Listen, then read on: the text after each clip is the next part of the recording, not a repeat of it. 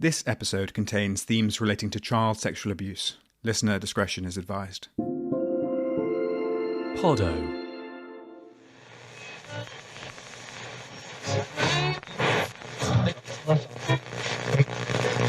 Now, if you'll only attend, Kitty, and not talk so much, I'll tell you all my ideas about Looking Glass House. If you were to peer through the lace curtains of houses in Cheltenham Kings, what would you see? This is a sleepy neighbourhood in Cheltenham, where respectable people go about their respectable lives. Nothing dark or dangerous here. Down one street you'd find a house called Hetton Lawn. It was here, just over 150 years ago, that a remarkable and controversial piece of literary history occurred. A mathematician, the Reverend Charles Lutwidge Dodgson, came to Cheltenham to stay with Dr. Henry Liddell, Dean of Christ Church College in Oxford. There, Dodgson stoked the fire of his friendship with Liddell's 11-year-old granddaughter Alice. And in that house in Cheltenham Kings hung a huge ornate mirror. A mirror that is said to have inspired one of literature's most disorientating inventions. I know that, because I have held up one of our books to the glass, and then they held up one in the other room. For Dodgson, better known by his pen name Lewis Carroll, the world was going to be turned upside down. But in Cheltenham, that's not an unheard of experience. It's time to go through the looking glass. This is the town that knew too much. I'm Nick Hilton.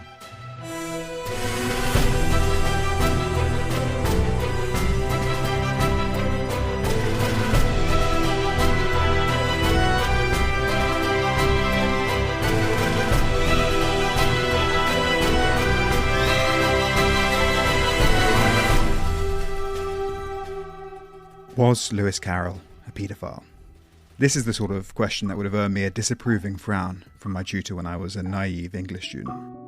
I once wrote an entire undergraduate essay on Andrew Marvell's nymph poems through the prism of his having been a repressed paedophile, an idea that made disturbing sense in my head but which faltered under the penetrative gaze of having to be publicly justified. And this is part of the reason why digging into the personal histories of long-dead public figures is such a thankless task. For all the hints, there's rarely evidence. You can't whip open a door and catch a 17th century metaphysical poet in the act. And so, was Lewis Carroll a paedophile? Would generally be considered a reductive question. Literary scholarship would call it unnecessary, and the etiquette of polite British society call it invasive. But I'm asking it anyway.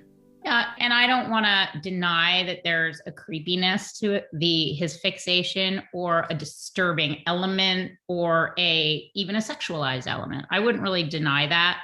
I somehow don't think he acted on it. That's the voice of Katie Roiphe, a journalist and writer whose novel Still She Haunts Me recreates the relationship between Carroll and Alice Liddell. It's not my feeling, having immersed myself in him, that he did, but I do think there's something when we look at it now, and obviously even maybe for some people looking at it then, there's something about this obsession that is not quite right, that we would not want our daughters to have this young man lingering around them the way he was lingering around Alice. It's undeniable that there's an element. It's just that our words, I think because of how much probably went unexpressed, unspoken, maybe even to himself, it's hard to bring our sort of pornography soaked world into this world, where, I think that the unacted on or the sort of thought about or repressed and kind of pushed away thoughts and fantasies, I think something was a struggle for him, and he lived in that struggle. And, maybe the word pedophile it obviously is not irrelevant to the case. I think it's hard to bring our time period and all of its way of looking at things and interpreting things back to that time period. Well, I just don't think it was possible for it to be improper. That's the voice of Jenny Woolf, author of The Mystery of Lewis Carroll. Apart from anything else, even if he'd wanted it to be, and there's no indication that he did, because of the whole social setup at the time. Their mother's entire role in life was for her daughters. The thing that she had to do for her daughters was make sure that they were marriageable. The Victorian young ladies of that class, once they crossed the age of about 14, weren't supposed to even spend any time with men at all. It just doesn't seem feasible, there's no, I don't know how he would have got access to her by herself. However Dodgson's infatuation with Alice actually played out in Charlton Kings and beyond, rumours and mutterings would follow him through life and well into death. In every depiction of Alice's adventures in Wonderland, from the 1951 Disney animation through to Tim Burton's live-action 2010 monstrosity, by way somehow inevitably of the 1976 softcore erotic musical comedy Alice in Wonderland, an X-rated musical fantasy, the hint that the original of Alice was more victim than muse persists.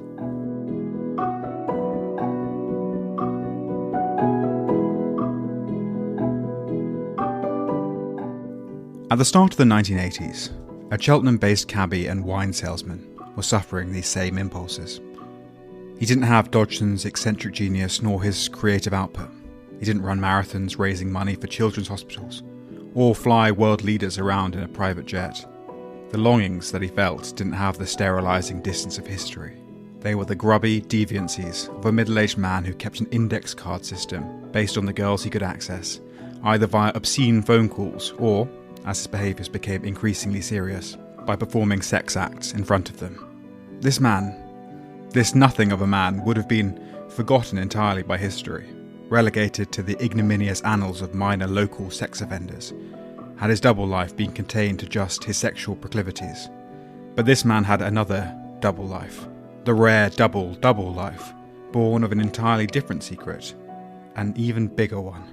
Well, I was the head of Special Branch, and I'd only been in Special Branch for about 18 months, and prior to that I'd been an operational detective. That's the voice of Peter Picken, a former police superintendent. Picken was the leader of Special Branch in Hereford during the 1980s, and became a key part of the team working to uncover the extent of these crimes. It was a Friday afternoon, and I received a phone call from a colleague who was the head of the CID in Herefordshire. And he told me that they had a man in custody called Geoffrey Prime. And he was in custody for some serious sexual offences. And that he'd received a phone call from a solicitor who was a friend of Geoffrey Prime's wife, Rona. And that arrangements were made for Rona Prime and this solicitor to visit him on the Monday, as she was concerned, knowing that her husband had previously worked at GCHQ, that there were items she'd found, and had concern that maybe he had been involved in activities that he shouldn't have been involved in. And duly on that Monday, they arrived at Hereford Police Station and they handed over what turned out to be 3 or 4 little items, but particularly something which is known as a one-time pad. And so these items were sent from Hereford to my office at Hindlip Hall in Worcestershire. And I immediately looked at these items, and I didn't really know what they were. So I made a phone call to the security services, because as Special Branch, that was the contact. And within hours, I had someone from a specialist department in the security services, and later someone who I found out to be from GCHQ, ring me about these items. It appeared that, yes, Geoffrey Prime had been involved with activities to do with being a Russian linguist when he was in the RAF, and then when he left with GCHQ. I suppose I started to think that there might be something in this when the following morning I was told that I would have visitors from London to look at these items, and they arrived just after lunchtime. And then by the Wednesday morning, I found myself with David Cole, who was the head of CID, and my assistant chief constable, in London in a big room talking about what might have gone on with Geoffrey Prime. And all this time, of course, Geoffrey Prime was in custody on weekly remands at Hereford Magistrates Court for the sexual offences. It became pretty clear that there was a possibility that this was not just a Walter Mitty character, but that he could, in fact, from the items that we had, have been spying.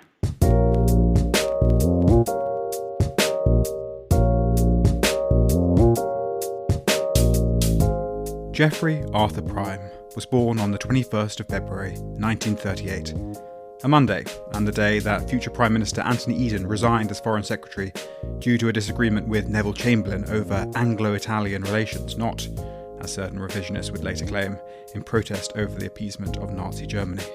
Anyhow, baby Geoffrey was likely unaware of British cabinet politics as he exited his mother, Annie, and took his first shocking breaths in this new world.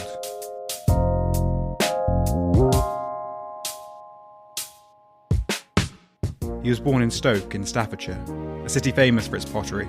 Perhaps the first thing he ever smelt was fired clay from the city's kilns, but more likely it was the primal musk of placental viscera. Prime's childhood was typified by what would later be seen as obvious biographical red flags. His parents had an unhappy marriage, and he was sexually assaulted by an adult family member. But he managed some relative scholastic success in spite of that, particularly as a linguist, and by 1956 had joined the RAF, giving him an opportunity for reinvention and escape. It was the RAF who taught Prime Russian. That was their first mistake. The second was when he was sent off to Kenya, where he was appalled by the racism of colonial forces in the country, not to mention the shock of seeing such abject poverty in what was still a British colony. This visit was shortly after the brutal Mau Mau uprising, in which some 20,000 Kenyans were said to have been killed, and 2 years before Jomo Kenyatta became the first president of an independent Kenya. Around this time, he also developed an interest in communism and started engaging with Marxist radio and literature. Now, I know what you're thinking. This guy sounds like he has an absolutely rock-solid, good judgment on the subject of racism and colonialism. And while Soviet socialism is hardly du jour, it's not a crime to believe that communism might offer a route out of poverty. So was this the real motivation for Prime betraying his country, or just a confection of his defence team? No, I don't think it was. I mean, Prime was paid money, but he wasn't paid very much money. That's the voice of Dominic Carman, a writer and author of No Ordinary Man, A Life of George Carman, about his father who served as Prime's barrister. He was paid hundreds of pounds at a time over a period of years. So whilst the sums were useful, they were in no way life-changing. Even if one accounts for inflation, is the equivalent of a few £1,000s every year. Few people would betray their country for a few £1,000s. I think it was a useful adjunct to keep him sweet and keep him on side. But clearly he was a man who was convinced he was doing the right thing in spying for the Russians. I mean, if you look back to the experience of others, clearly the Cambridge spy ring, Burgess, Philby, Maclean, and then later Blake, who received a 42-year sentence in the early 1960s, and then a whole string of individuals who spied for the Russians for ideological reasons because they believed, even post-Stalin, that it was a better society and they were aiding the greater cause of socialism. It's very hard to put oneself in the shoes of someone who thinks like that, but clearly a number of people did in positions of power and influence where they were able to access secrets, pass on information that were generally useful to the Soviet authorities. And in the case of Geoffrey Prime, that clearly was the case, that the damage that he inflicted, albeit not long lasting, but at the time that he was doing it in the 1960s and 1970s, was of great significance, as reflected by the sentence which he received. Let's leave the subject of Prime's trial and sentencing for now, and come back to that in a future episode.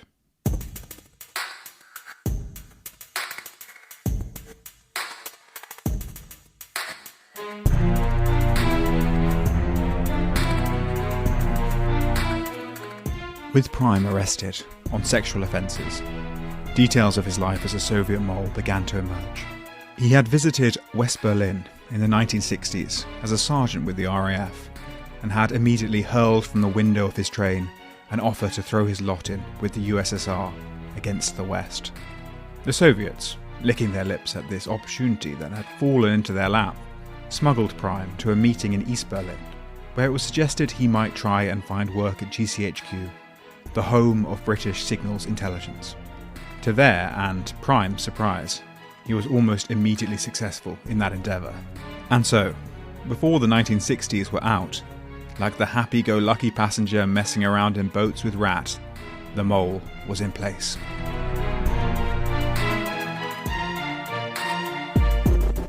All these details of Prime's betrayal leaked out over time, as the urgency of keeping the story secret subsided. But even in the early days of his capture, the story was big news. So this is mid-1982.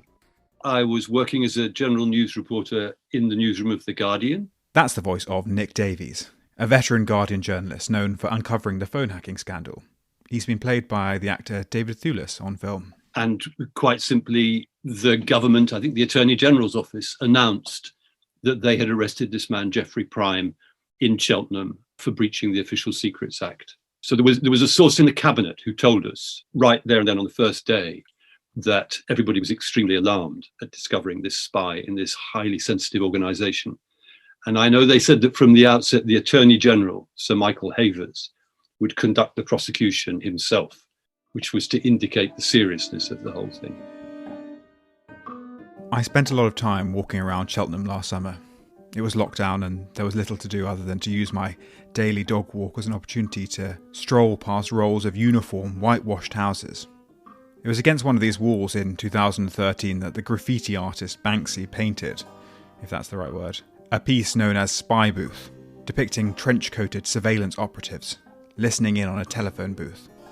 An obvious critique of GCHQ, it was scrubbed off in 2016, the fate of most graffiti in Cheltenham.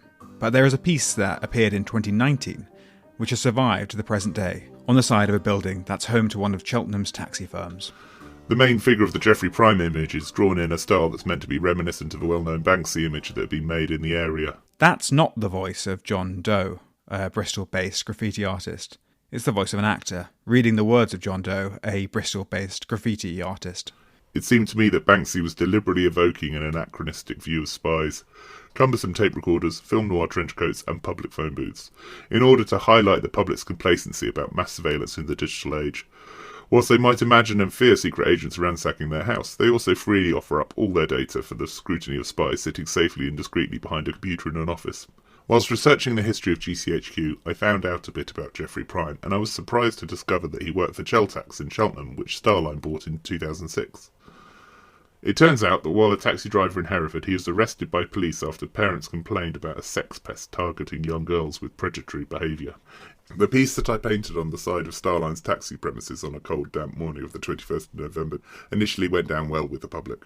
I'm doubtful that the general public associates the artwork on the Starline Taxis building with Geoffrey Prime, as even the recent stories in the news about him, he isn't an instantly recognisable or relatively well-known figure. More likely, they just associate it with the local Banksy images and the enjoyable story of spies eating Greggs. In fact, shortly after the artwork was complete, I recall that there were some issues being raised with the council about whether the image was advertising, either for Greggs or the taxi company.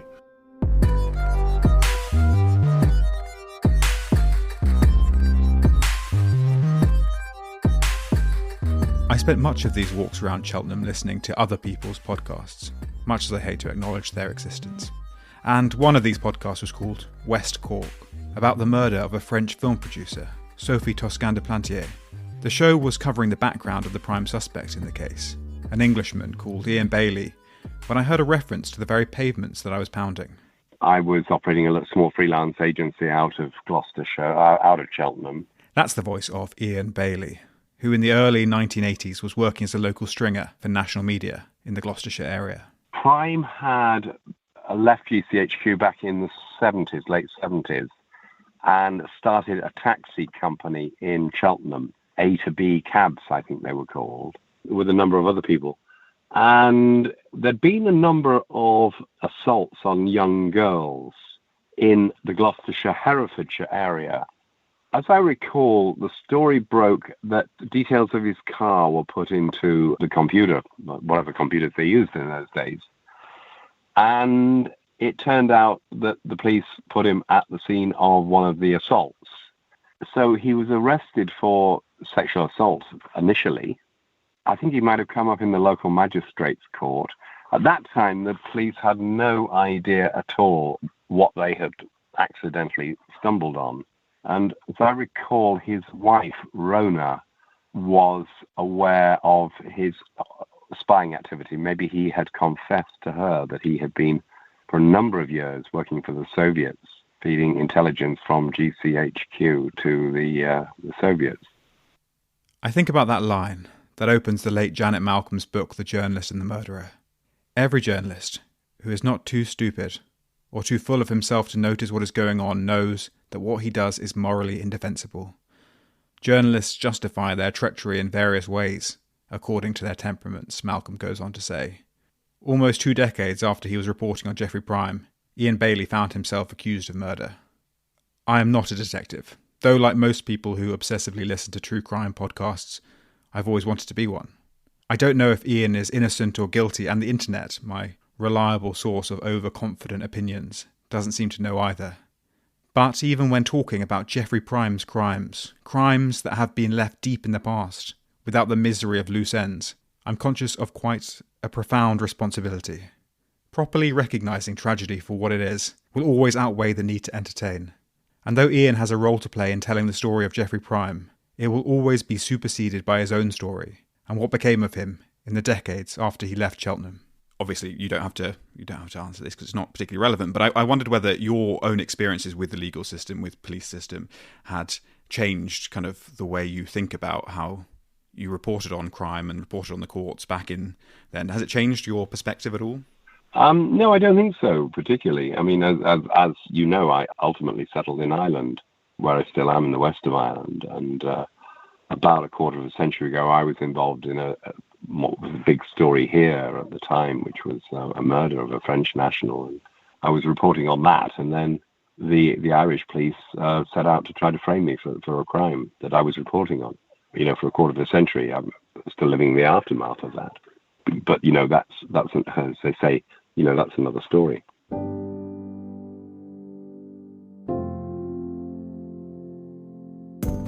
Evil can be a very mundane thing. For the English, there is perhaps no greater sign, or at least no greater sign that could be demarcated on the side of a parcel, of middle-class respectability than a house with a floral name. It's why, of course, Mr. and Mrs. Dursley, those icons of the obscenities of the petty bourgeois, live at Privet Drive, just off Wisteria Walk and Magnolia Crescent. Laburnum Cottage could have been plucked from the same meadow. It sits on a lane in Cheltenham with, according to Zoopla, an average house price of £350,000, just a stone's throw from the stuccoed and storied properties that sprung up in service to the fad around the Pitville pump room in the 19th century. It's the sort of place you'd expect 2 retired teachers to live, with their cocker spaniel, Biggles, and it was here that Geoffrey Prime and his wife Rona were living at the time of his arrest. Out of morbid curiosity, the same morbid curiosity that makes us fetishise serial killers and listen to true crime podcasts, I found Laburnum Cottage on Google Maps and decided to drive over with my partner Anna to have a look.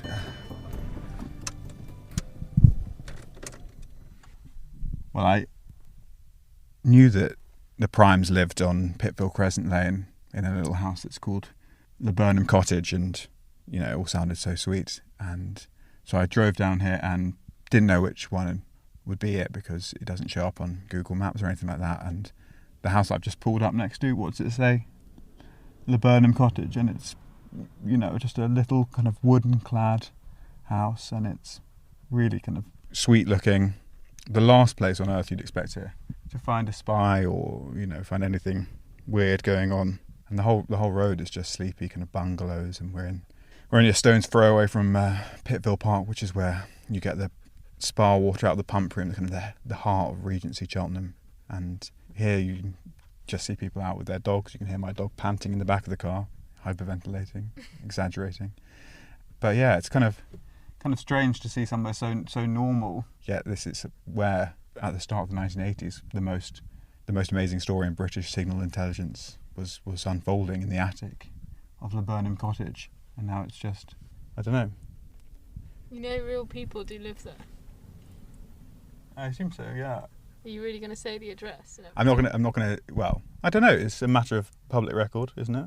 I know. I feel kind of bad for the ordinary people. It's just it doesn't even show up on Google Maps. Laburnum Cottage. I know, but you said the lane and the name of the house. Okay, well maybe I'll bleep it out. But I mean, what kind of podcast is this? It's all getting a bit ghoulish. I don't know. It's an important moment in history, isn't it? It's like if we're driving around near us, you see those blue plaques all over London. You know, you don't think, oh, it's ghoulish that, you know, Dan Leno lived in that house, or, you know, Keats lived here, do you? I know, but maybe it's because it's not so recent, and also there's something more known historically about it that makes it feel, I don't know, just now we've pulled up and I can just see that it's a normal house and probably a very normal family live in it. I feel a bit like a vulture or something. Is it the least vulture-y way you can do true crime? Is it true crime? Anyway, that's Laburnum Cottage. Let's go on. You've made me feel bad about it. You've made me feel bad about it. So your mission accomplished. Look at that sweet dog. It's hard to imagine the crushing weight of carrying just one of Prime's secrets, let alone the double life he was living. Did one secret make the other easier? Had a lifetime of hiding his interest in young girls inured Prime to the moral burden of deception? By the time he was moonlighting for the Soviets, was he simply too far gone? Had he lived too long as the man he was not, by nature born to be? Some people call lying the oldest of human traits. Certainly, it's as ingrained in our psyches as truth-telling. After all, what is truth without lies? What would be fact without fiction? It's a dichotomy that goes back to a slithery little fella in a garden in what's modern-day Iraq, near the city of Basra, the first stop for British and American troops during the 2003 invasion, coincidentally. So the moment in the Garden of Eden is important, especially in the European tradition, because until really sometime in the 1700s, everybody essentially imagines lying as a religious problem. That's the voice of Dallas G. Denery II, a professor of history at Bowdoin College in Maine, and the author of The Devil Wins, A History of Lying from the Garden of Eden to the Enlightenment. Right, it's a theological problem. And so when people talk about lying, it's always within this religious framework about the believer's relationship to God. And then in the 1700s, for a variety of reasons, we see this sort of fade away and lying becomes more of a natural problem. And so today, we all just think like lying is something human beings do, and it's either good or bad. Before the 1700s, it was bad, and it was a sign of a real sort of religious, sinful nature of things. Do you think society has evolved to its ever-increasing amount of deception, whether it's self-deception, whether it's projecting, and here I'm thinking to some extent about the internet and the depersonalization of people, and whether it facilitates lying and whether it facilitates a sort of reimagination of the self. Do you think we're on a never-ending journey towards more and more detachment from the honest moral truth? I guess there's two things I can tell you. The first one is the typical historian's answer that you probably think, well, thanks for nothing, which is there has never been a moment in history where people have not thought lying was out of control, to degrees never seen before. So in the 1100s, there are courtiers who are saying, no one has ever lied as much as they do today. You see it in the 1500s. So I always take that with a grain of like, it's easy to catastrophize our situation. But you said something really interesting too. Lying is possible. We can lie because there's a distinction between our thoughts and how we present ourselves, right? That gap is necessary in order to deceive people. And so it's an interesting question as technology develops and increases the levels of mediation between what you're thinking and what people see from you. If that sort of increasing distance enabled through technology makes it easier to lie and makes lying more widespread. And that's, I think, a serious possibility because the technology itself exacerbates the condition that makes lying possible in the first place.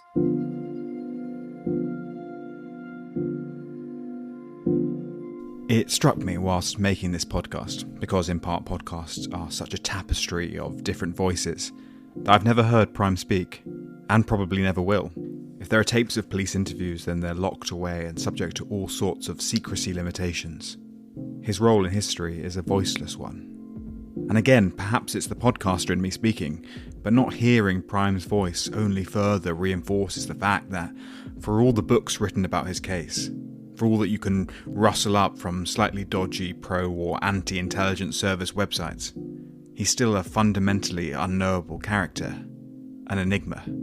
Even those I've spoken to who knew him somewhat in life, like a former colleague of his at the taxi company, say he was reserved to the point of aloofness. The only image that remains is him in handcuffs.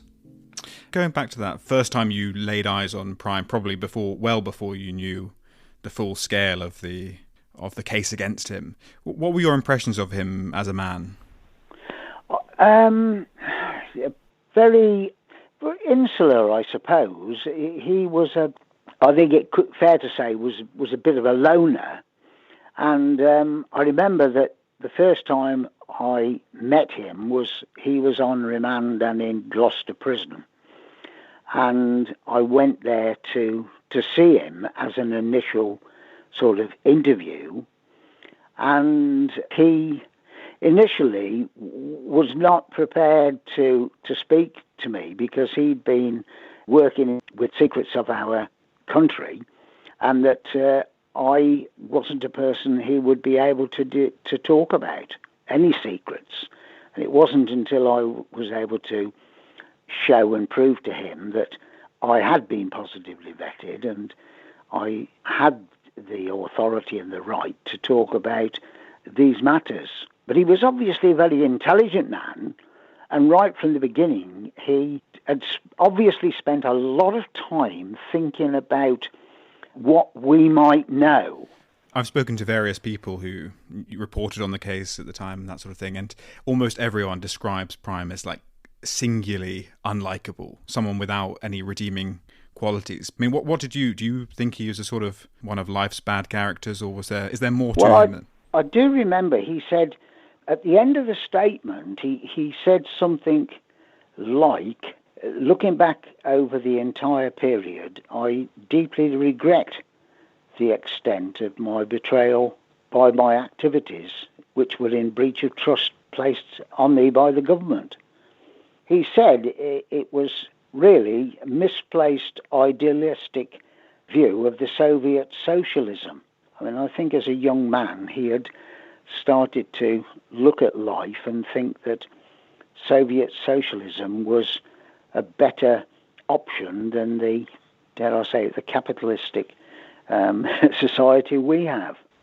I think in particular because there is no doubt that having met Rona Prime, who had 3 boys from her first marriage, he did have great affection for both Rona and for the boys, but he was already completely steeped in espionage. Did you spy for the Russians for 10 years? Yes. Did you watch kitty porn videos with Stephen Kedge? Yes. Would you like a neat way to wrap this episode up? The 1986 Michael Caine movie, The Whistleblower, the first spy thriller to be set at GCHQ, and responsible to some extent for familiarising the general public with the organisation's work, opens with a character being interrogated after his cover as a Soviet mole at GCHQ is blown. Did you watch kiddie porn videos? The man is asked. In 1986, with the Prime trial fresh in the public memory, the illusion would have been clear. GCHQ had a famous mole and a famous paedophile, and they were one and the same. But this thinly veiled version of Prime went by a different name in The Whistleblower. Like Lewis Carroll before he was Lewis Carroll, he was called Dodgson. With the arrest of Prime, the town of Cheltenham realised that it could offer refuge to something almost unthinkable. It was a Stepford Wives moment. Behind the neat hedgerows and estate cars parked on private driveways, behind the smiling faces of overloved children, their well-coiffed mothers and stony-faced professional fathers, there was an unknowable void. A void that could be filled with anything. A void that for Prime was filled with personal and professional deviance. But right now we've only peeked behind Geoffrey Prime's curtain. Over the coming weeks it will be blown wide open, and with it, GCHQ's veil of secrecy too. But next week it's time to solve a different and very special puzzle.